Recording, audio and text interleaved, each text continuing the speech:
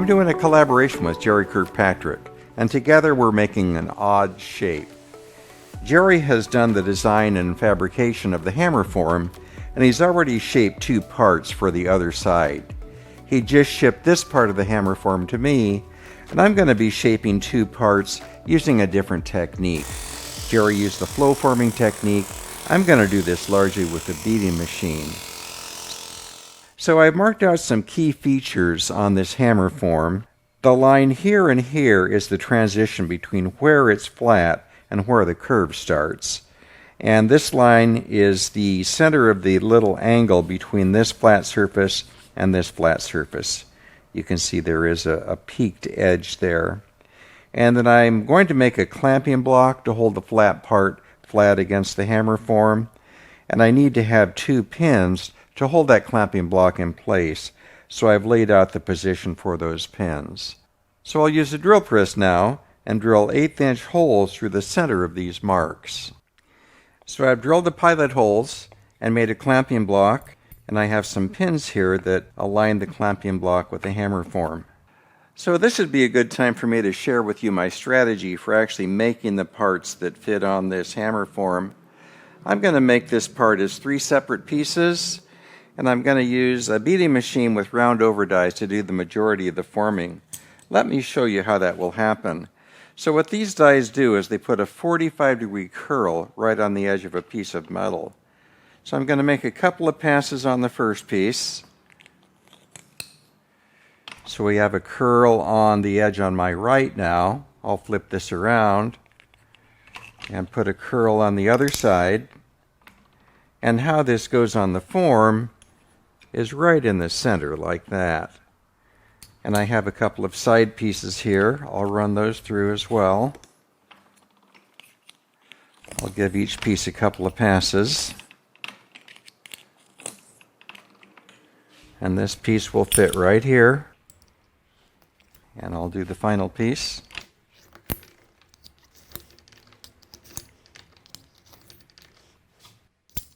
And I'll use a piece of tape to hold these temporarily together.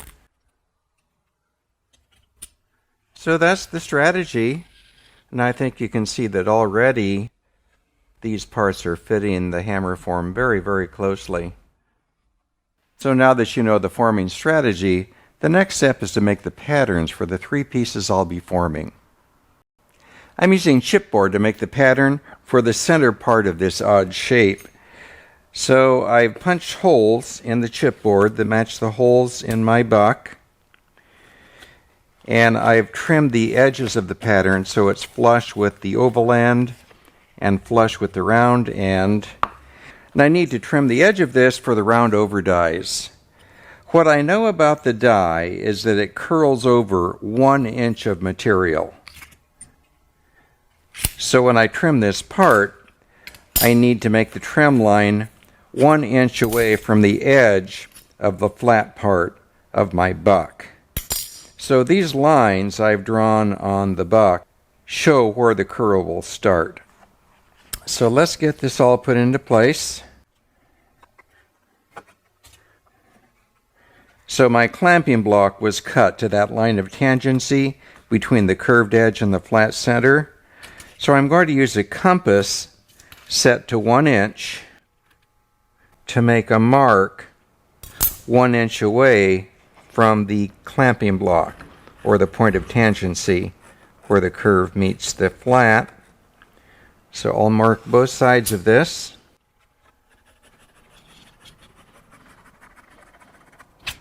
I've also made little tick marks that show where the flat spot ends on the oval end. So I'll transfer those marks onto my pattern. And then this trim line will be 1 inch away from those marks.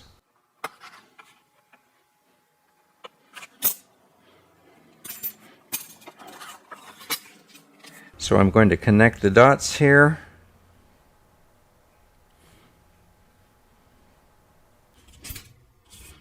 I need to extend these lines. I'll measure across 2 inches and extend this line. And now I'm ready to cut my pattern out.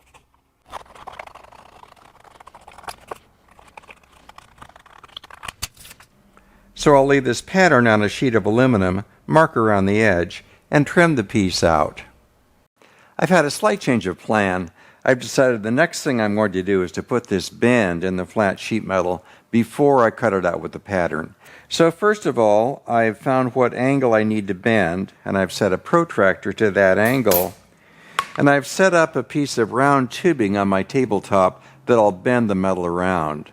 So I'm going to put a line on the metal that I will align with the edge of the tube. So here's my bend line. And I'm just aligning that mark with the edge of the tube. And I'll put a slight bend on this. So there's the bend. Now I can pull this out, and I'll try this on the form.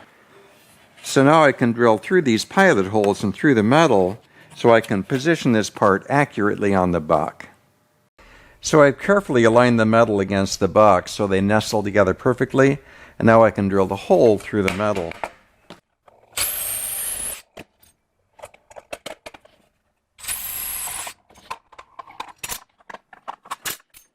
Now I can put this together with the pattern and mark the trim line.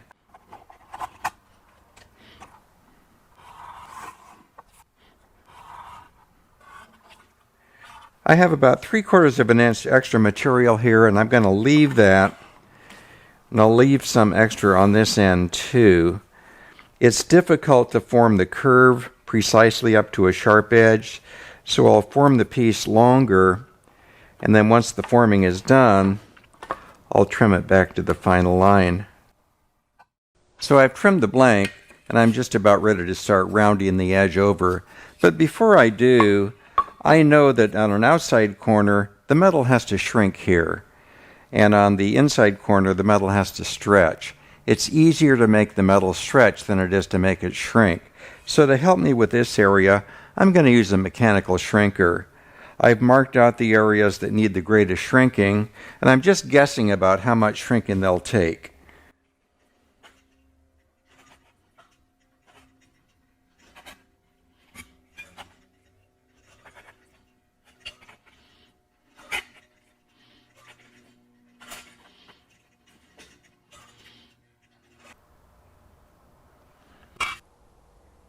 That should be good for a start. So I'll get the beating machine back on my table, round these edges over, and we'll see what's next. So now I'll run the part through the round over dies. I'm going to make 2 passes. I'm going to make one pass a little bit shallow, and then come back for the second pass at full depth. So the bottom die has a guide built into it, and I'm keeping the metal about 1/4 inch away from that guide on the first pass. Everything's looking good so far. So now on the second pass, I'll make sure that the edge of the metal is touching that guide, so I know I'm at full depth. Having just a little trouble going over that bump in the metal, so I release the pressure a little bit there. And we'll go back to full depth. And now I can try this onto the part, onto the hammer form. And it looks surprisingly good. I think I managed to shrink it almost exactly the right amount. It's got a nice tight fit up just about everywhere. Now there's a little wrinkle here and a little gap here. So I think it requires another shrink or two here, and I'll probably have to tap this with a hammer to get good contact in this area. But honestly, everything else looks really good. So let's go ahead and make the passes on the inside edge now, the inside curve. And this is going to be a little more tricky, I know, because the metal has to stretch a great deal here. But let's go ahead and let the dies do what they do. So there's my first pass at partial depth. I'll come back with the second pass at full depth.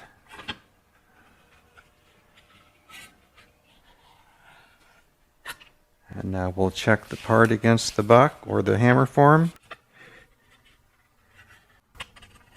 And the fit is coming along. I can see that I do have a gap in here.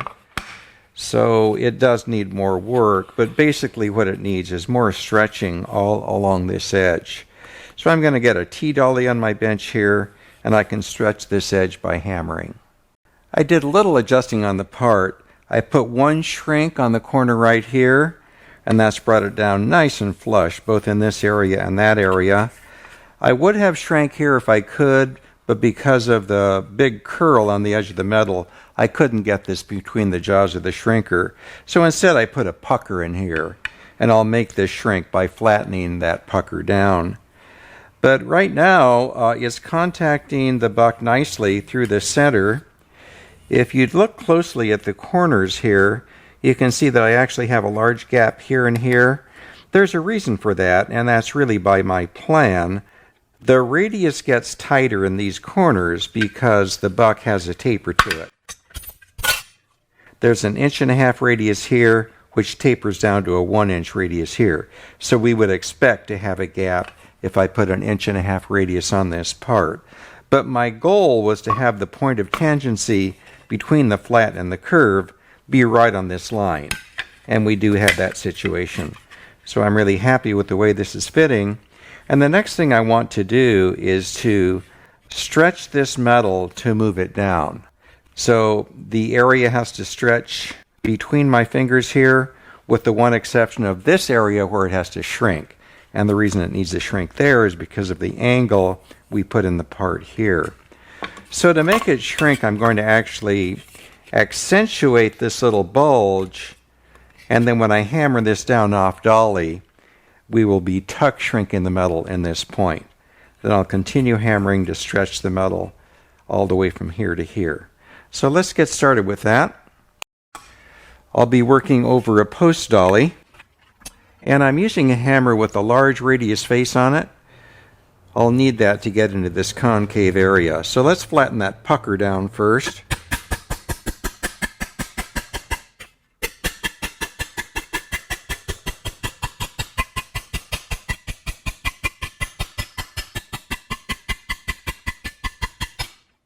So that has caused the metal to shrink right in this area, and now I'll stretch it from here to here.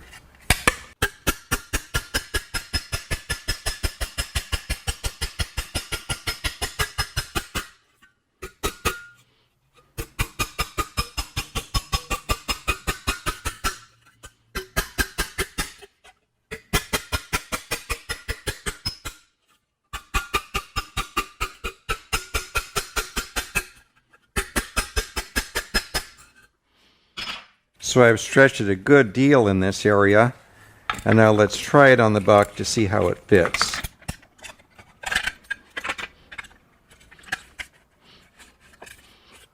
It's fitting much better, but I can see I do need to stretch this area a little bit more, and there's a little bump here that has to be pushed down. It's probably easiest to get rid of this bump by hammering right against the buck or the hammer form.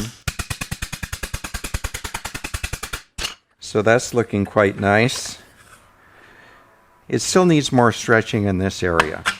I'll continue with that now. So let's take a look at this on the buck. It's much better.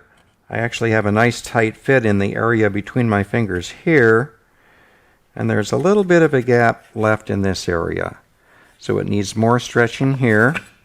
I can probably use a little bit lower crown hammer in this area.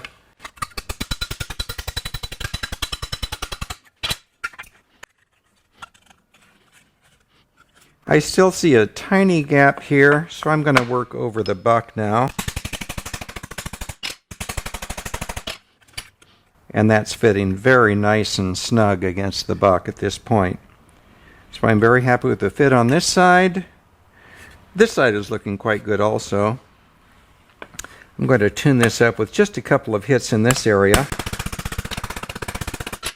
So I have a nice snug fit on the edge of the metal all the way around this part to this point. And the reason there's a gap here, again, is because we have a different radius in the part than we have on the hammer form. Same story here. There's a slight gap in this area.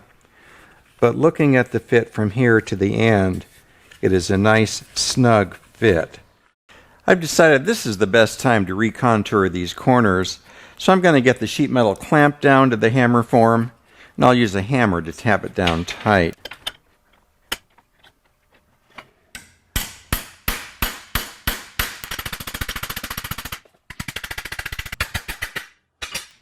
So that's all it takes. Let's get this unclamped and take a look. So I have a nicely contoured edge on both sides of this, and I want to trim these edges. So I have scribed lines on both sides that come right to the center of the curve, and I'll do some trimming with hand shears. Cut the waste off first, and then make a cut right on that trim line.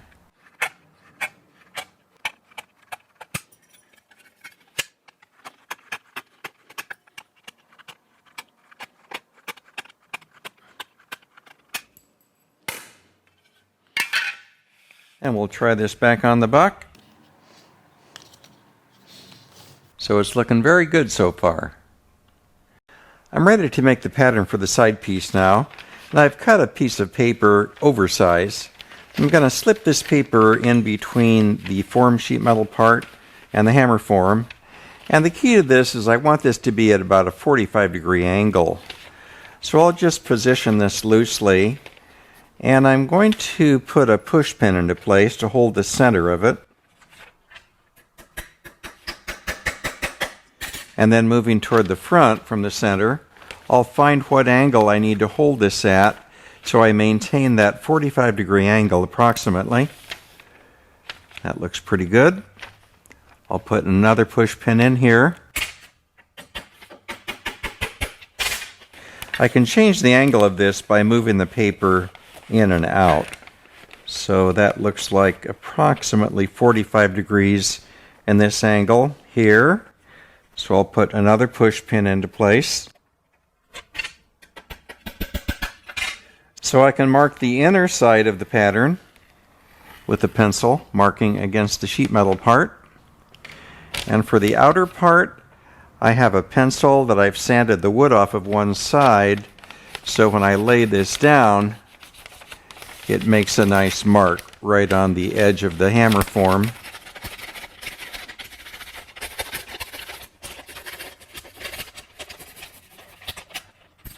And I'll mark the back end and mark the front end. So I can cut this out now.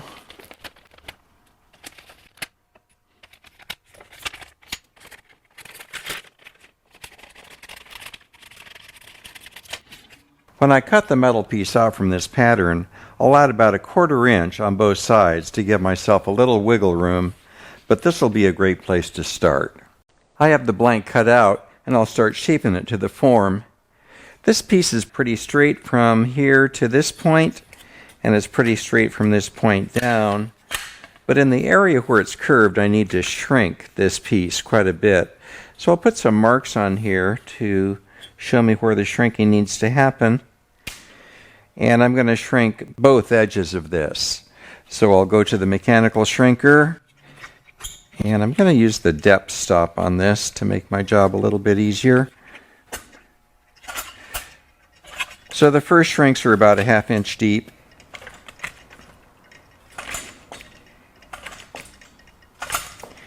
And you can see what the shrinking has done.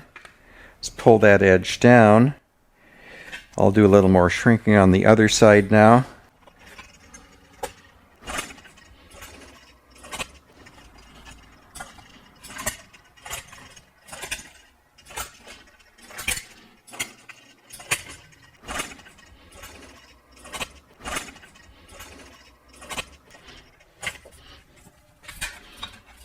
So that did a lot of good.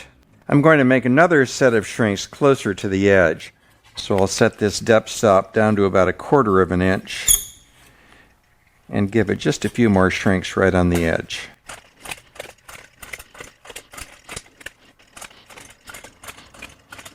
I'll do that on both sides.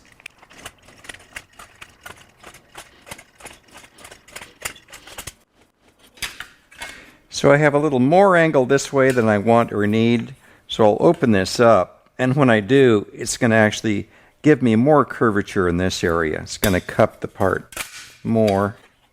So I think I'm pretty close to what I need. I'm going to put the bead roller back on my table, run this through, and we'll see how it fits the hammer form. I have the hammer form set up on this handy stand that Jere made, and the next step is I'm going to run this part through the round over dies, and then we'll check the fit on the buck.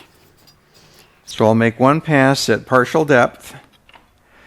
I'm keeping about 1/4 of an inch between the edge of the part and the guide on the lower die.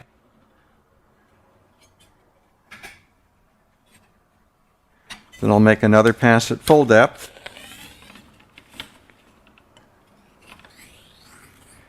And I'll do the same on the other side.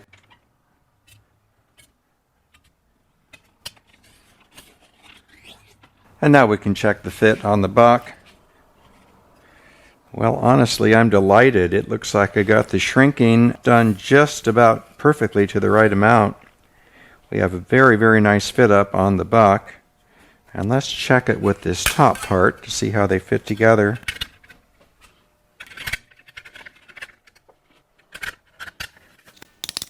So all in all, the fit up is very good. There's a few small things I need to tweak, and I'll show you what those are. It looks like this needs just a tiny, tiny bit more bend, just a couple of degrees. I can actually do that by hand. So that's fitting the buck much better. I have the same issue on this part as I did with the first part, in that this area here goes from an 1.5-inch radius to a 1-inch radius. And of course the dies are an 1.5-inch radius. So it's pretty tight here, but I have a small gap there. I'll probably fix that by hammering against the hammer form. And the metal is just a little bit lumpy in this area. It's lumpy because when I formed it with the shrinker, that's just what happens. The rounding over dies can't smooth that out completely. So I have kind of a found object here. This is actually a donut made for exhaust work, and it's just the right size to fit inside this part. And I can improve the finish a lot by hammering against this, using it like a dolly.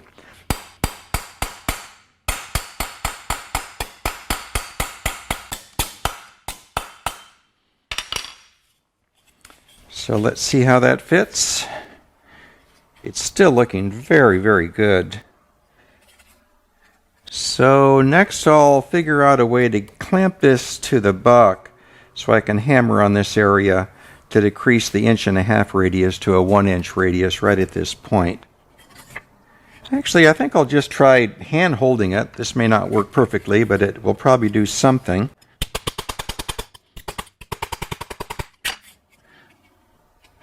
Well, that did about 90% of the work. So next I'll put a T-dolly on my bench to get this to fit perfectly. So when I put this on the buck, I can see there's a gap right here, about an 1/8 inch. So my goal is to draw that corner down a little bit. And I'll do that by hammering against the T-dolly. We'll try that into place. I think I'm just about there, but I'm going to go a little bit farther. Let's look at that. Great, it looks like I have a nice snug fit right on this corner. We'll try the other piece into place. So it's shaping up very nicely. So now I can make the pattern for the last part. I've cut a piece of pattern paper slightly oversized. I'm going to position this so it overhangs the edge of the metal part by about 1/4 of an inch. And then I'll use push pins to locate this.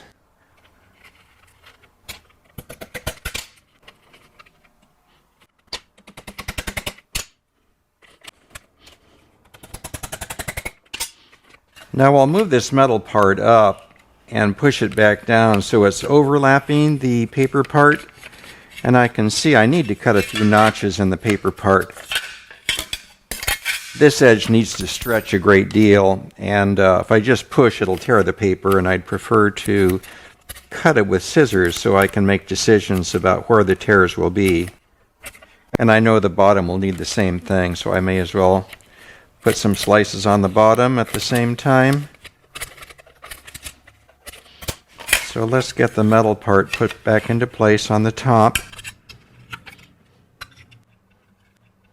I'll make sure the paper is fitting underneath it. Okay. So I can mark the top edge of our pattern now. And then I can pull the paper down against the buck. And then I can mark the bottom edge of the buck on the paper.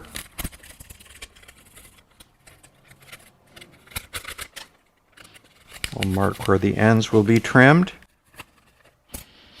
And I will pull the pins out. So the pencil lines show the edge of the pattern, and again I'll add about 1/4 inch, so I'll have some wiggle room. So here's the metal blank I'll be forming, and I know that these two edges have to stretch a lot. You remember I had to cut slices in the paper to allow it to fold down tightly against the form. Well, that's a good indication of just how much this has to stretch. And I don't want to use a mechanical stretcher on these edges, because if I stretch it as much as I need to with that machine, there's a good chance it'll split the metal. So I'll do much of the stretching by hammering against a T-dolly. So the very first thing I want to do is to put the curl in the part. So this has put the easy contour in the part, and the more difficult contour is the curve in this direction. And like I said, I'll start that by hammering against the T-dolly.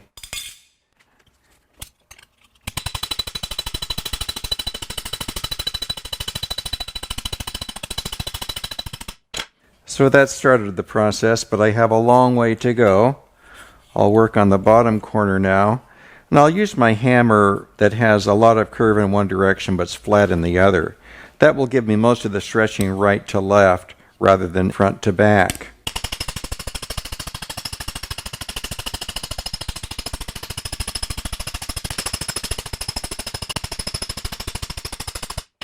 So you can see I have quite a bit of curve now, but it's only about 1/4 the curve I need to match the hammer form. I'm going to run this through the machine one more time through the round over dies just to make that curve more uniform.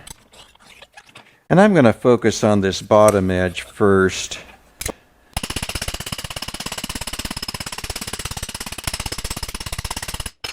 Let's try that against the buck. It's looking better. I'm going to actually tap this down toward the wooden buck. Okay, that's looking a lot better. And I'll go through the rounding over dies one more time.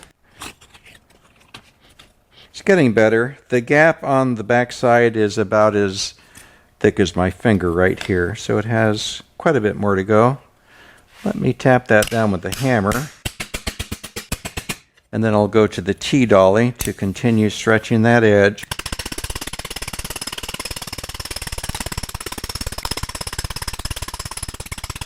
I'll try it against the hammer form again. Tap that down some. So it's fitting within about 1/4 inch on the bottom edge. I'll keep stretching that edge.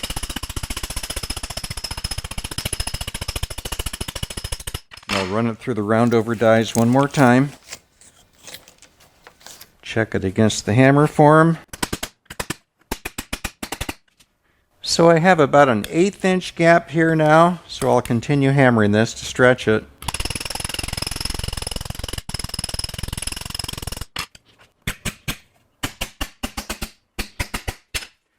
I'll run through the round over dies one more time. So the bottom edge is actually looking quite good. And the top edge is not that far out of shape either. So to help me get this into the final shape, I'm going to drill a hole through this and drive a screw into the wooden hammer form. And that'll hold this in position as I fine-tune the edges. Okay, that snugged it down really well. And the fit is quite good on the back side. I still have a little gap on the front side. I'll start tapping this down with some hammers.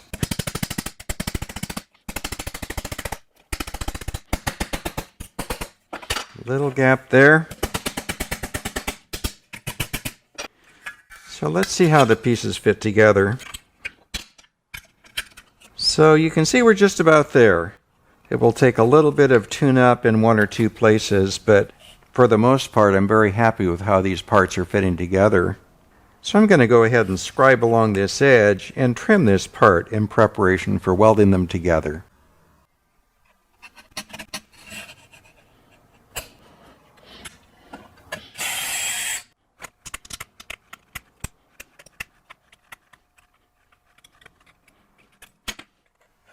So the fit up is excellent. Let's do the fit up on the other side now. I'm going to slip this into place by putting it underneath the largest part, and then I'll get this clamped into place so these clamps will hold both parts stationary. And then I'll mark around the edge with a scriber.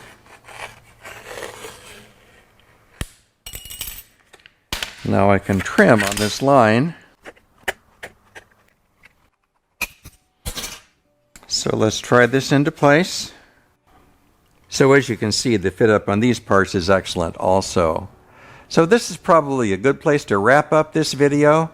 Jere has already shipped the part that makes the other side of this. I'll receive it in a day or two.